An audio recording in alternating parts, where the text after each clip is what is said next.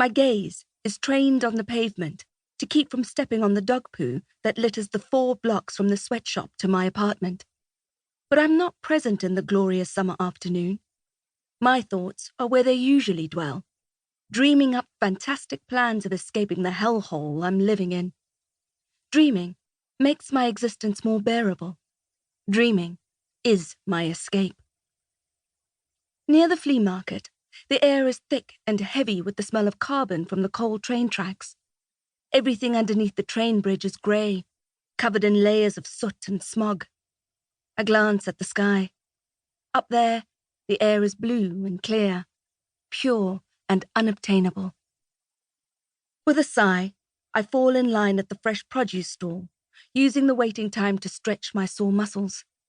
My back aches from being bent over a sewing machine all day. In my head, I count how far the coins I have left in my purse will go. The end of the month is always the worst, but on the upside, payday is around the corner. When it's my turn, I take a banana and 2 tomatoes.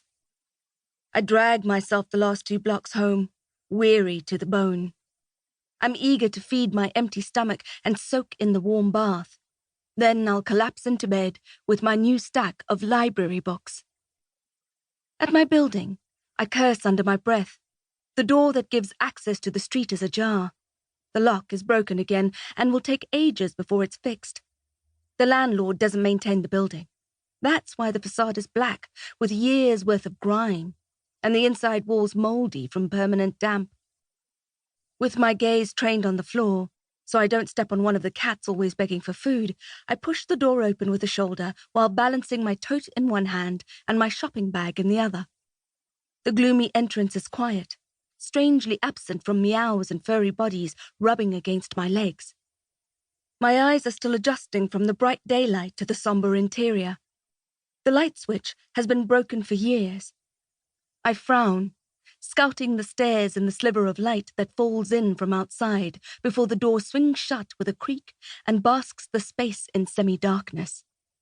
The weak glow from the single bulb on the upstairs landing is the only light preventing the inhabitants from not tripping on the stairs. I'm about to call for the cats when something crashes into me from behind. My mouth opens on a scream, but no sound escapes as a large hand clamps over my mouth and an arm knocks the wind from my stomach as it wraps around my waist and lifts me off my feet. The bags in my hands drop to the floor. Fear slams into my chest. From a distant corner of my mind, I notice the tomatoes that roll to the foot of the stairs, and a logical, detached part of me worries about the spoiled food, even as I start fighting for my life. I twist and buck, with my arms constrained at my sides. I can only kick. I try to bite, but I can't force my lips apart. The hold over my mouth is too tight.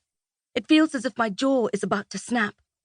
A button on my blouse pops from my efforts. It drops on the floor with a clink and bounces 3, 4, 5 times before it finally surrenders quietly in some corner. A smell of spices and citrus invades my nostrils. A man's cologne. My senses are heightened. In the life that passes in front of my eyes, everything seems louder and clearer. Shh, a male voice says against my ear, only making my terror spike. I want to twist my head to the side to evaluate the threat, but I can't turn my neck.